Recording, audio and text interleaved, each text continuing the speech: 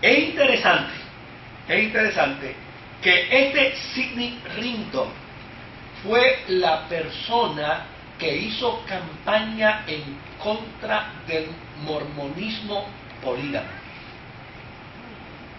Fue la persona que atacó la poligamia y fue la persona que tocó puertas gubernamentales para que abrieran sus ojos ante este fenómeno de una religión que violentaba los valores morales, los valores éticos y los valores espirituales de la nación norteamericana, permitiéndole, y claro, el argumento más fuerte que él tenía era: el líder de este movimiento, ese John, que me quitó la posición que yo tenía, ese individuo tiene 20 esposas y 47 muchachos. Y fue la persona, obviamente, que hizo la campaña en contra de los mormones. Luego apareció otro grupo, el de Lehman, que fue apóstol de Smith, de José Smith, fue uno de los dos apóstoles, que obviamente se separó también de John y se dirigió hacia Texas. Y en Texas fundó otro grupo de mormones, pero separado del de John. También hubo otro grupo, el grupo de Martin Harris y de David Wilmer, que eran también de los 12 apóstoles, de los primeros que siguieron con Smith. Estos se quedaron en Kirtland, en la primera ciudad que visitó José Smith con el grupo pequeño, y allí fundaron una iglesia que sigue siendo mormona, pero desde luego no está dentro de la iglesia de los santos de los últimos días. Por el otro lado, hubo otra separación, la separación de James Strand. James estableció una comunidad polígama de mormones en Burlington, en Wisconsin, en el 1844, pero cometió el mismo error de Smith. Se declaró rey de Sion en Wisconsin, y desde luego parece que los norteamericanos no quieren saber de reyes, no quieren saber de monarquía, y corrió la misma suerte. Lo asesinaron. Un grupo de antimormones le dio muerte en Wisconsin. Hubo un último grupo de disidentes. Este último grupo de disidentes dentro del mormonismo es la Iglesia de Cristo. Claro, ese movimiento de la Iglesia de Cristo fue separándose prácticamente de toda la creencia del mormonismo y crearon un movimiento totalmente separado.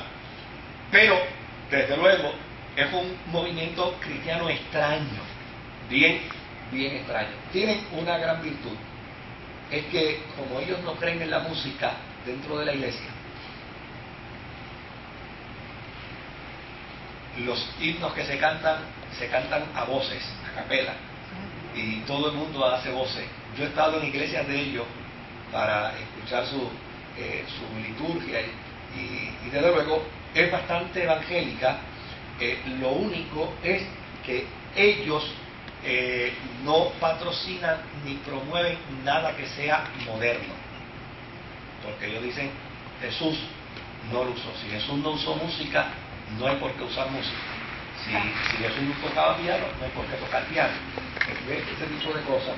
Entonces desarrollan una liturgia bastante cerrada en ese sentido. Claro, como el crecimiento de la iglesia mormona seguía, porque fíjese que a pesar de que hubo 6 grupos disidentes, pero estos 6 grupos disidentes donde se establecían crecían y seguían siendo mormones, seguían llamándose mormones. El gobierno de los Estados Unidos empezó entonces a mirarlos y a observarlos, y entre las cosas que observó fue que ellos sí, realmente tenían la doctrina de la poligamia. Y desde luego, después de la guerra civil de los Estados Unidos, donde empezaron a llevarse a cabo el desarrollo de los estados, empezaron a introducirse los estados de una forma mucho más ordenada y mucho más civilizada posterior a la guerra. Entonces, desde luego, la próxima tarea que se dio el gobierno federal fue dirigir una campaña en contra de la doctrina de la doctrina mormona de la poligamia. Y hubo un senador que exigió en el 1882, exigía grandes penas para quienes practicaran la poligamia dentro de los Estados Unidos. Desde luego, la presión fue tanta que, y claro, y la resistencia de los mormones, porque no querían abandonar la poligamia.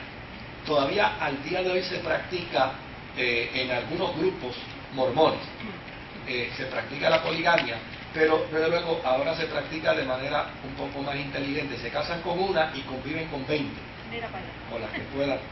Pero antes no, antes era que se casaban con las 20. Sí, sí, viene de ese, entonces no puede ser bígamo porque no hay viene de ese pensamiento. A mí me dio, claro, yo no me iba a prestar porque yo no me presto para ir a ningún programa de eso, pero me dio mucha pena porque no escuché un argumento contundente para rebatir a William Elías con su planteamiento de que la poligamia es aprobada por la Sagrada Escritura, lo que es totalmente falso. Bueno, él lo saca de una mentalidad distorsionada, pero es totalmente falso, porque el Evangelio, una de las cosas que hizo Jesús en el Evangelio fue vindicar a la mujer, devolverle a la mujer el derecho que la mujer adquirió en el momento en que fue creada por Dios en el huerto del Edén, de la costilla de Adán. ¿Dónde está ese derecho? Note bien que cuando Dios llamó a Eva, la llamó con el mismo nombre que Adán, la llamó varona. Y eso tiene una implicación teológica extraordinaria, y es que Dios, cuando vio a Eva, la vio con las mismas cualidades, con los mismos derechos y con los mismos privilegios que tenía Adán. Los mismos. No hay otra manera. Y Jesús lo que hizo fue restituir la concepción que tuvo el Génesis sobre la mujer, vindicando a la mujer dentro de su ministerio, y le permitió lo que la ley le prohibía. Ahora bien, fíjese que el apóstol San Pablo recoge todo ese pensamiento teológico en una expresión bien sencilla: en Jesucristo no hay hombre ni mujer. Queriendo decir, ¿qué cosa? No hay derechos por encima de la mujer para beneficiar al hombre, ni hay derechos, por eso yo no creo tampoco en el feminismo, porque no hay derechos de la mujer por encima del hombre. Y me perdonan las feministas si hubiera alguna, pero a mí me parece que los movimientos feministas, salvo de que me preocupa porque yo he visto tantos movimientos feministas llenos de mujeres que no quieren ser mujeres. Es que está desvirtuado el concepto. Yo no lo acabo de entender, pero ¿cómo puede ser un movimiento feminista de mujeres que no quieren ser mujeres? A mí no me hace sentido tampoco. Se ha desvirtuado en ese sentido. A mí me gusta buscar las cosas con lógica, y yo lo que no le encuentro lógica, pues mejor lo dejo quieto, pero no me lo voy a tragar.